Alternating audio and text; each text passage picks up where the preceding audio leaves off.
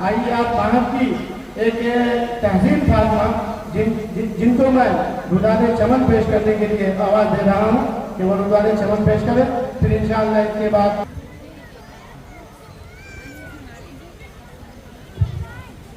बिस्मिल्लाहिर्रहमानिर्रहीम नहमदुहु व नुसल्ली अला रसूलिहिल करीम अम्मा बाद फ़अऊज़ु बिल्लाहि मिनश शैतानिर रजीम बिस्मिल्लाहिर्रहमानिर्रहीम फलौला नफ़र मिन कुल्ली फ़िरक़तिन मिनहुम ताइफ़तुन लियतफ़क़्क़हू फ़िद्दीन व लियुनज़िरू क़ौमहum इज़ा रजअू इलैहिम लअल्लहुम यहज़रून وقال النبي صلى الله عليه وسلم طلب العلم فريضة على كل مسلم ومسلمة.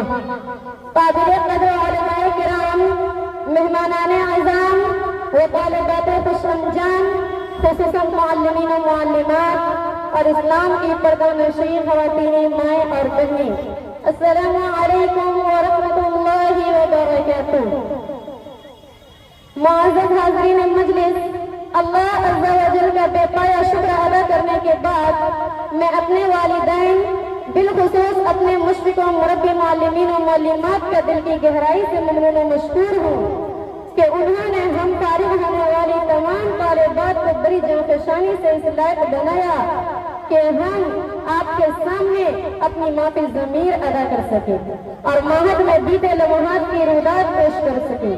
حاضرین مجلس، واقعہ یہ ہے کہ آج سے 6 سال پہلے اس معروف و مشہور بستی کے قرب جوار میں ایک بھی ایسا مدرسہ نہ تھا جس میں میٹرک کی تیاری کے ساتھ مکمل علم کورس کی منظم تعلیم دی جاتی ہو، اور اگر اس نہج پر چلنے والا کوئی غیر اقامتی ادارہ تھا بھی تو ہم طالبات کے لیے وہاں تک پہنچنا ناممکن تھا بلکہ باعث مشقت تھا.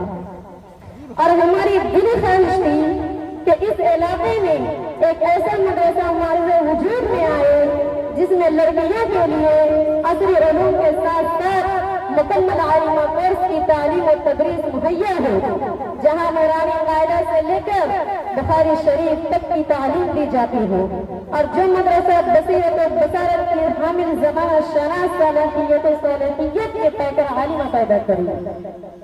بڑی اسلام کیوٹی حلقے کے اسرہ پنچایت میں معہد ام المؤمنین میمونہ للبنات کا قیام عمل میں آیا اور مدرسہ میں پوری قوت کے ساتھ تعلیم کا آغاز ہوا، اور معلوم ہوا کہ مدرسہ حاضہ میں مکمل علمہ کورس کے ساتھ میٹرک تک کی تعلیم منصوبہ بندی ہے، لہذا ہم سبوں نے معہد میں داخلہ لے لیا. اور ہماری یہی دلی تمنا تھی اور یہ ہمارا ایسا خواب تھا جو شرمندہ تعبیر ہوا. ہم نے خوب محنت کی اور ہمارے اساتذہ کرام نے ہماری تعلیمی ترقی میں خوب جدوجہد کی. بالخصوص ہمارے ناظم جناب مولانا محمد ضیاء الرحمن ندوی اور ہمارے محتمم جناب مولانا محمد رضا الرحمن ندوی صاحبان نے اس معہد کی ترقی کی خاطر انتھک کوششیں کی. واضح رہے کہ ہم نے اس مدرسہ میں درجہ اعدادیہ سے دور حدیث شریف تک کی تعلیم حاصل کی ہے. آج ہم اپنے مادر علم ہی کی وجہ سے اس مقام پر کھڑے ہیں. معہد ایک عظیم ادارہ ہی نہیں بلکہ تربیت گاہ بھی ہے جس نے ہمارے فکر و فن کو زینت بخشی، جس نے زندگی کے خط و خال کو سب ادا کیا اور علم و فن کے متاع غالی سے ہمیں نوازا، جس نے ہماری حیات نو کو نور سرمدی کی دولت سے سرفراز کیا. معہد کی درسگاہ نے ہماری کشت ویراں کو بہار عطا کیا. یہاں کی علمی آب و ہوا کے لمس تازہ نے دل و دماغ کو حیات نو بخشی. کیوں نہ دل معہد کے زیر بار احسان ہو اور کیوں نہ یہ جدائی کے حسرت ناک لمحے غموں سے دو چار ہو.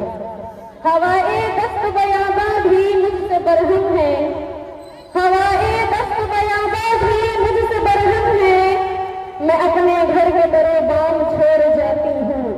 محترم حاضرین و حاضرات مجلس، حصول علم ہر مسلمان مرد و عورت پر فرض ہے. علم ایسی شے ہے جو ہمیں تاریکیوں سے روشنی کی طرف نکال کر لاتی ہے. اگر علم نہ ہو تو چمن حیات ویران و خزاں سے دوچار ہے.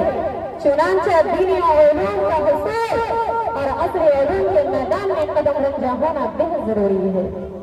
تعلیم کا جو نور ہے رہبر وہی ہمارا، تعلیم کا جو نور ہے رہبر وہی ہمارا، جو علم کا طلبگار ہے دنیا کا وہ ستارہ، اور کتابیں ہیں خزانے انہیں اپنا بنا لو، کتابیں ہیں خزانے انہیں اپنا بنا لو، جہالت کے اندھیروں کو ہمیشہ کے لیے مٹا دو۔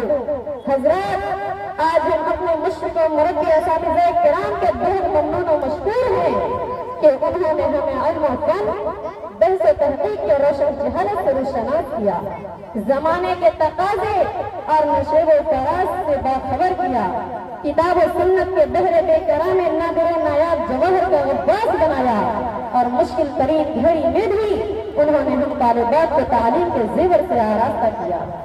وہ وقت آج قابل ذکر ہے کہ جب وطن عزیز لاک ڈاؤن کی مصیبت کبریٰ سے جوجھ رہا تھا، جس وبائی ماحول میں لوگ ایک دوسرے سے راہ فرار اختیار کر رہے تھے، ایسے پرخطر وقت میں بھی ہمارے مشرق و مربی اساتذہ کرام نے ہماری تعلیم و تربیت کا قیمتی سلسلہ جاری رکھا تاکہ ہمارا تعلیمی سال زیادہ شکار نہ ہو جائے۔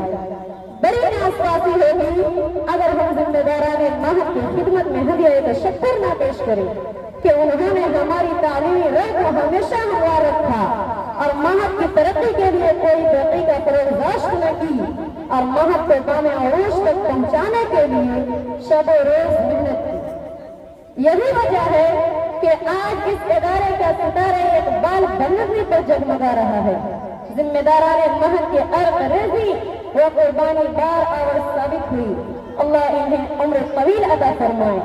شاعر کہتا ہے، برستے ہیں یہ ساون کی طرح پیاسی زمینوں پر، کہ برستے ہیں یہ ساون کی طرح پیاسی زمینوں پر، انہی کے فیض سے اجڑے چمن آباد ہوتی ہیں۔ محترم حضرات، ہمارے اساتذہ کرام نے ہمارے قلب و نظر کو علم و فن اور دین و ایمان کے انوار سے منور کیا۔ مدرسہ کی زندگی میں ہمارے والدین کی طرح ہم پر شفقتوں کا سایہ دراز رکھا۔ سچ تو یہ ہے کہ جذبات و احساسات کی تلاطم خیز موجوں کی ترجمانی الفاظ نہیں کر سکتے۔